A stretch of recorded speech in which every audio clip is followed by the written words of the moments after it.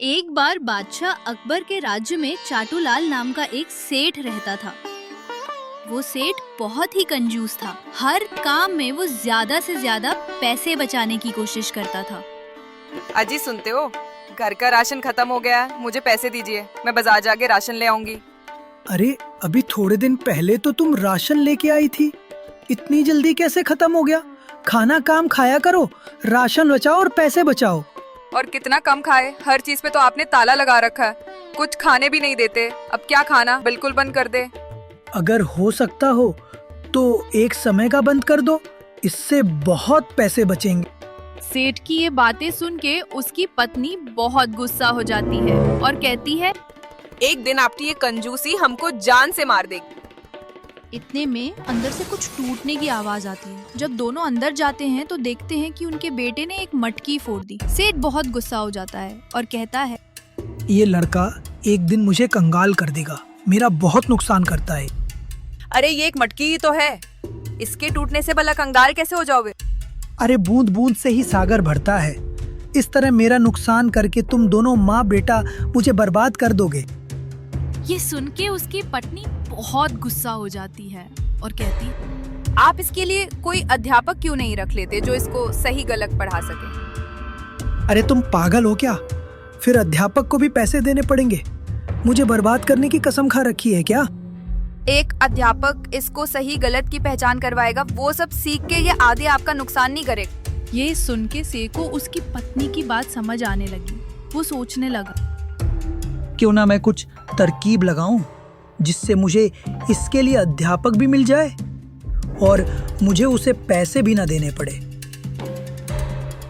फिर वो एक तरकीब सोचता है और एक अध्यापक से बात करने चला जाता है। वो राज्य के एक बहुत अच्छे अध्यापक से मिलके कहता है, अध्यापक जी, क्या आप मेरे बेटे को पढ़ा सकते हैं? मेरा बेटा बहुत शरारती है, वो मेरा बहुत नुकसान करता है।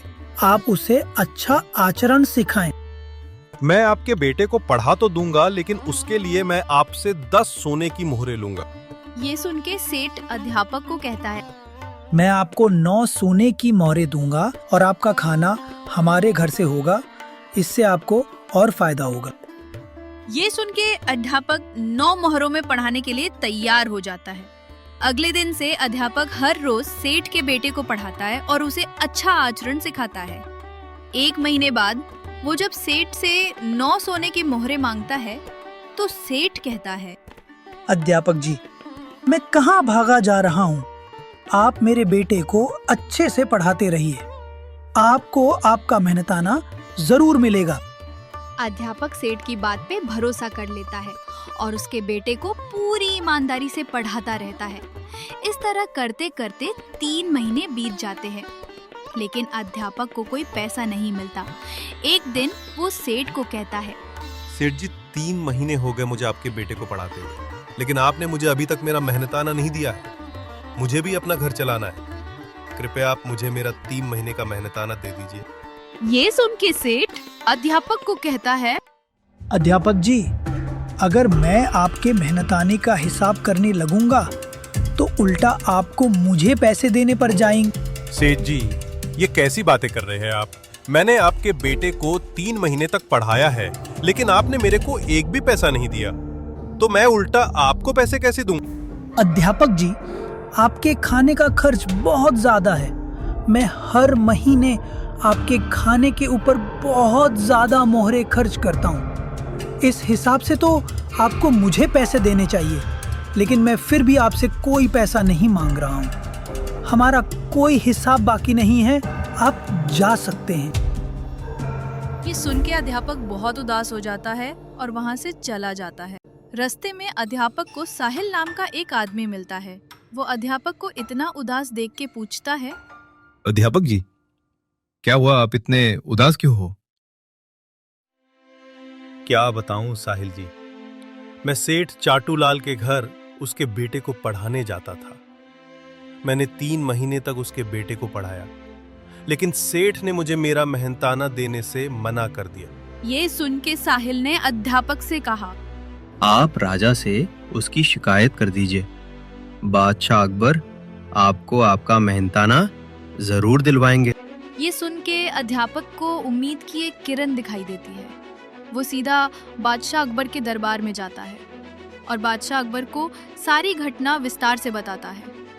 बादशाह अकबर उस सेठ को दरबार में हाजिर होने का आदेश देते हैं। जब सेठ दरबार में हाजिर होता है तो बादशाह अकबर उससे पूछते हैं, तुमने अध्यापक को उनका मेहनताना क्यों नहीं दिया? सेठ बादशाह अकबर से कहता है, बादशाह सलामत, इस अध्यापक का खाने का खर्च इनके मेहनताने से बहुत ज्यादा हो रहा था, तो आप ही बताएं मैं इनको और मेहनताना कैसे दे सकता हूँ। सेठ की ये बात सुन के अध्यापक बादशाह को कहता है, बादशाह सलामत, मैंने पूरी ईमानदारी से इनके बेटे को पढ़ाया और अब ये मुझे मेरा मेहनताना देने से मना कर रहे हैं। अब मैं अपने घर का खर्च कैसे चलाऊंगा, आप ही बताइए। बीरबल भी वहाँ खड़े होकर ये सब ध्यान से सुन रहे थे। बादशाह अकबर भी इस मामले में उलझ गए। उनको समझ नहीं आ रहा था कि कौन सही है कौन गलत, इसलिए उन्होंने बीरबल से कहा, बीरबल, इस मसले को अब आप ही सुलझाएं। जी बादशाह सलाम। ऐसा कह के बीरबल ने सेठ से कहा, सेठ जी, अगर मैं आपके लिए एक ऐसा अध्यापक ले आऊं जो ना तो पैसे मांगे और ना खाना खाए, तो कैसा रहेगा? इससे आपको अध्यापक भी मिल जाएगा और आपके नुकसान की भरपाई भी हो जाएगी। ये सुन के सेठ बहुत खुश हो गया और बोला, बीरबल जी, ये तो बहुत अच्छा हो जाएगा। अगर ऐसा संभव है तो कृपया आप उस अध्यापक को ले आइए। बीरबल गौतम बुद्ध की मूर्ति लाके सेठ को कहते हैं, ये लीजिए सेठ जी, ये दुनिया के सबसे बड़े अध्यापक हैं और ये न पैसे मांगेंगे और न ही खाना खाएंगे। बीरबल की ये बातें सुन के सेठ को समझ में आ गया कि वो उन्हें क्या समझाना चाहते हैं। उसने बीरबल और अध्यापक से माफी मांगी और अध्यापक को उसका सारा मेहनताना दे दिया और फिर बादशाह अकबर से कहा, बादशाह सलामत, आप बहुत खुशकिस्मत हैं कि बीरबल जी जैसा मंत्री आपके दरबार में है। ये सुन के बादशाह अकबर बहुत खुश हो गए। तो दोस्तों, आप सबको ये कहानी कैसी लगी कमेंट करके जरूर बताना और कमेंट में अपना नाम लिखें। अगली वीडियो हम आपके नाम से बनाएंगे। और पिछली वीडियो पे कमेंट में अपना नाम लिखने पे साहिल सहगल जी, नवीन केशरिया जी और राणा जी का बहुत बहुत धन्यवाद।